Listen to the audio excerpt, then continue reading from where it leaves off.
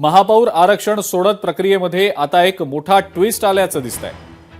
महापौर आरक्षणाची रोटेशन पद्धत बदलण्याबाबत चर्चा केली जात असल्याचं समजतंय। चक्राकार पद्धतीनं महापौर आरक्षणाच्या सोडतीची शक्यता वर्तवली जातेय।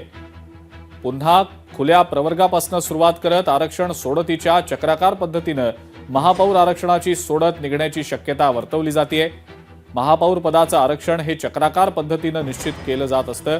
समाजातील सर्व घटकांना महापौर पदाची संधी मिळावी या अनुषंगानं ही पद्धत वापरून महापौर पदाच्या आरक्षणाची सोडत काढली जात असते। सध्या कायद्यामध्ये एससी, एसटी, महिला आणि ओबीसींसाठी रोटेशननं आरक्षण आहे। मात्र नियमातल्या नव्या बदलानुसार चक्राकार पद्धत नव्यानं सुरू केली जाऊ शकते अशी देखील जोरदार चर्चा आहे। हाच एक मोठा ट्विस्ट या आरक्षणाच्या अनुषंगानं समोर येताना दिसतोय।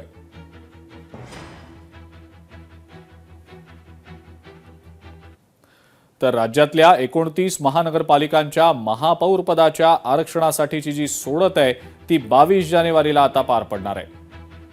या संदर्भात नगरविकास विभागाकडनं माहिती सुद्धा जारी करण्यात आलेली आहे। मुंबई महापालिकेच्या महापौरांसह राज्यातल्या इतर 28 महापालिकांच्या महापौर पदासाठीची जी आरक्षण सोडत आहे ती 22 जानेवारीला आता होणार आहे। मुख्यमंत्र्यांच्या दावोस दौऱ्यानंतर या संदर्भातल्या हालचालींना वेग येणार असल्याचं दिसतंय।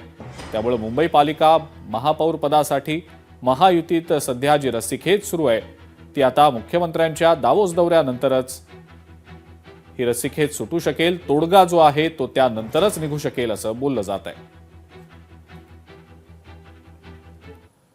तर तिकडे चंद्रपूरमध्ये ठाकरे सेनेकडनं महापौर पदाची मागणी करण्यात आलेली आहे। वंचित सोबत युती करून ठाकरे सेनेनं 8 जागांवर विजय मिळवलेला आहे। सत्ता स्थापनेमध्ये आता ठाकरे सेनेची भूमिका महत्त्वाची मानली जाते। चंद्रपूरमध्ये एकाही पक्षाला स्पष्ट बहुमत मिळालेलं नाही। जिल्ह्यात कुठेतरी महाविकास आघाडीच्या घटक पक्षाला न्याय मिळावा अशी आमची भूमिका आहे। त्यांनी आम्हाला महापौर करावं अशी माझी मागणी मी त्याच्यासमोर ठेवलेली आहे। कोणताही एकटा पक्ष, तो काँग्रेस असू द्या, भाजप असू द्या, तो 34 संख्या पोहोचू शकत नाही। त्याला शिवसेना, वंचित बहुजन आघाडी ही आमची जी युती आहे ना, आम्ही त्यासोबत आहोत। या गटाची त्याला गरज पडणार आहे आणि आमची ती मागणी आहे आमच्या या गटाला शिवसेनेच्या माध्यमातून महापौर करण्यात यावं। चंद्रपूरमध्ये महापौर भाजपचाच होईल, अन्यथा आम्ही विरोधात बसू। जे कोणी सहकार्य करतील त्यांना सोबत घेऊ असं वक्तव्य भाजपचे ज्येष्ठ नेते सुधीर मुनगंटीवार यांनी केलेलं आहे। प्रत्येक जण काहीतरी मागतो। भारतीय जनता पार्टीची भूमिका स्पष्ट आहे।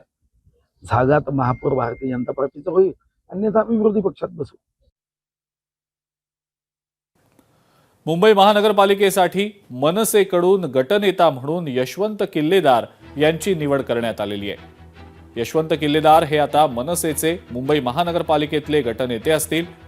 उद्या मनसेचे नगरसेवक गॅझेट प्रक्रियेसाठी नोंदणी करणार आहेत। कोकण भवन इथं ही नोंदणी प्रक्रिया पार पडणार आहे।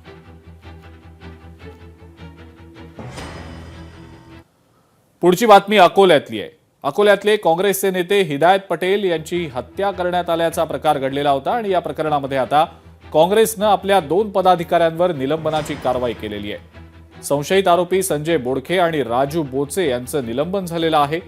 काँग्रेस प्रदेश उपाध्यक्षांनी पत्राद्वारे ही कारवाई करत असल्याची माहिती दिलेली आहे। तर जिल्हाध्यक्षांवर देखील कारवाई होणार आहे का याकडे आता सर्वांचंच लक्ष आहे।